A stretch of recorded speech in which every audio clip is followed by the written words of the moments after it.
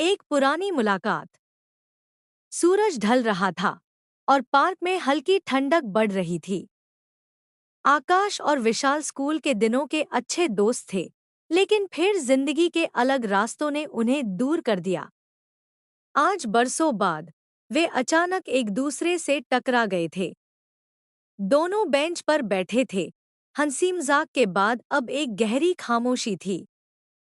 आकाश ने कुछ सोचते हुए कहा, यार विशाल, कभी कभी न जाने क्यों मन बहुत भारी सा हो जाता है। विशाल ने चौंकते हुए कहा, क्या बात कर रहा है तू?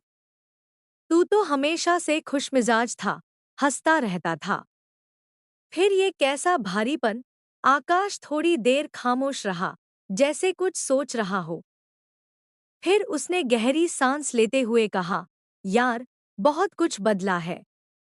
कुछ साल पहले की बात है। ऐसा वक्त आया जब मैं दिन भर घर में अकेला बैठा रहता था। किसी से बात करने का मन नहीं करता था।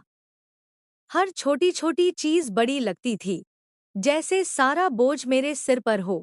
विशाल थोड़ा गंभीर होकर बोला, तूने किसी से बात क्यों नहीं की?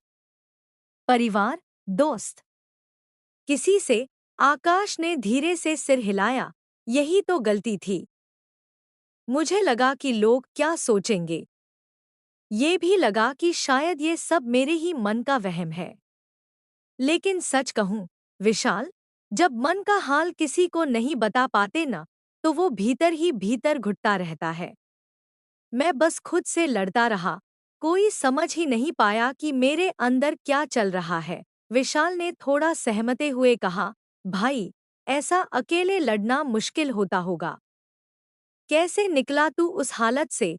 आकाश ने एक हल्की मुस्कान के साथ कहा, किसी तरह हिम्मत जुटाई और एक दिन अपने छोटे भाई को सब कुछ बताया।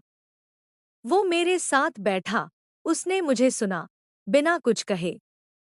उसके बाद मैंने सोचा, शायद मुझे किसी से मदद लेनी चाहिए। मैंने एक काउंसलर से बात की और धीरे धीरे चीजें संभलने लगी। विशाल चुपचाप सुन रहा था।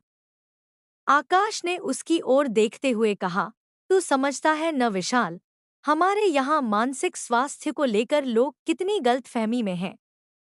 लोग सोचते हैं कि ये सब बेमतलब की बातें हैं, पर ये बहुत असली है।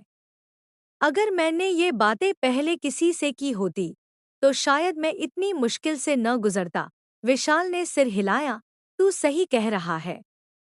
आजकल ऐसा बहुत सुनने को मिल रहा है, लेकिन लोग इसे हल्के में ले लेते हैं। आकाश ने कहा, यही वजह है कि मैं चाहता हूँ कि हर किसी को ये बात समझ आए।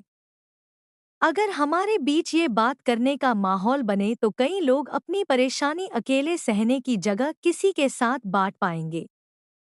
और ये भी समझना चाहिए कि मदद लेना कोई शर्म की बात नहीं है। विशाल ने आकाश के कंधे पर हाथ रखते हुए कहा, तूने जो किया वो बहादुरी का काम है। और तू सही है।